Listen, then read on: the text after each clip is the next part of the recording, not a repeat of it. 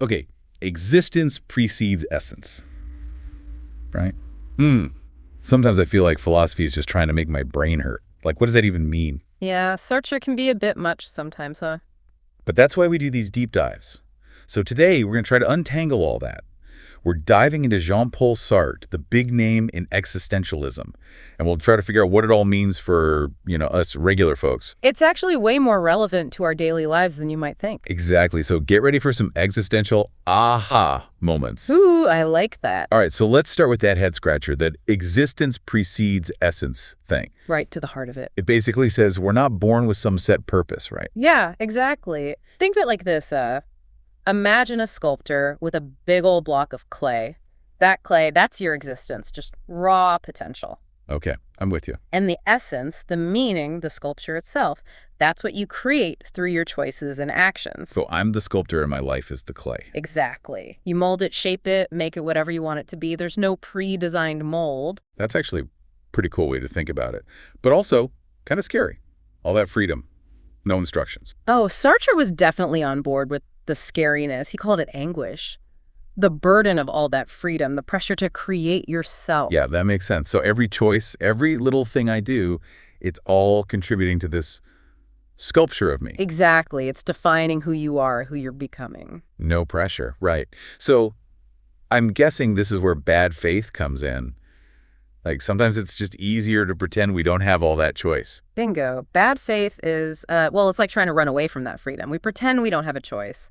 Follow the crowd, stick to the script. Makes sense. Like choosing a career just to please your parents. Yeah. Even if it makes you totally miserable. Perfect example. Or staying in a relationship that's, well, let's just say it's past its expiration date. Because facing the truth, facing that freedom to choose something else, that's just too scary. It can be, absolutely. And Sartre was adamant you can't escape it.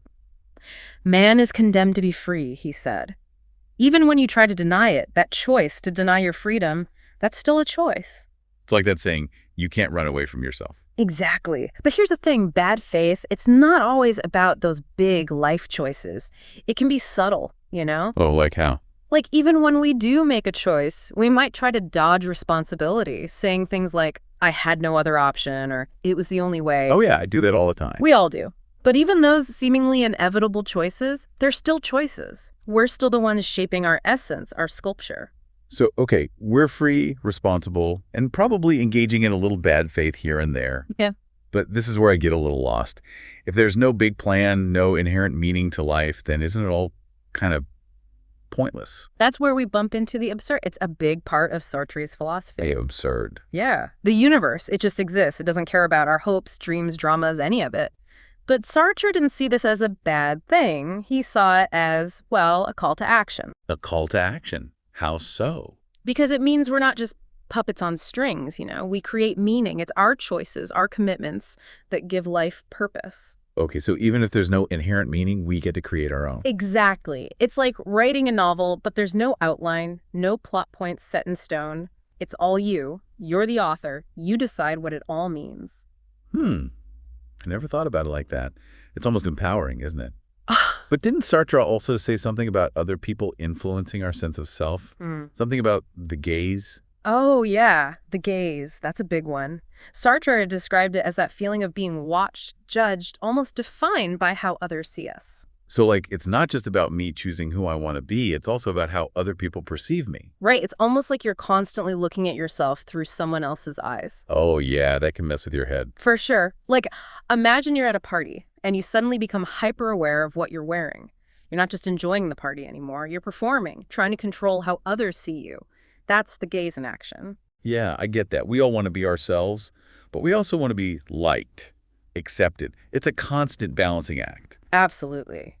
And for Sartre, this tension between our own freedom and how others influence us, that became a central theme in his later work, especially his political writings. So it's not just about individual choices, it's about the bigger picture. Exactly.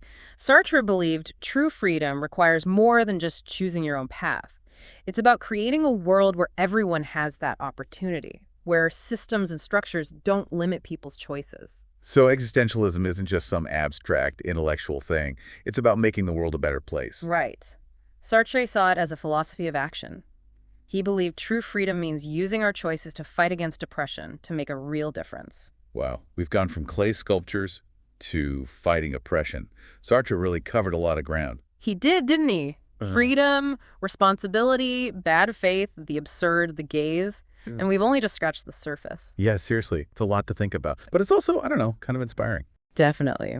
Sartre didn't give us easy answers, but he gave us powerful questions. Questions that make us think about our lives, our choices, and our impact on the world. And maybe, just maybe, that's the point. Wrestling with those questions, grappling with the absurdity of it all, that's where we find meaning. Couldn't have said it better myself. Remember, Sartre said, life has no meaning a priori. It is up to you to give it meaning. So I guess the question for all of us is, what kind of meaning are we going to create? That's something to think about, isn't it? See you next time for another deep dive. Definitely. There's a whole world of existential thought out there to explore.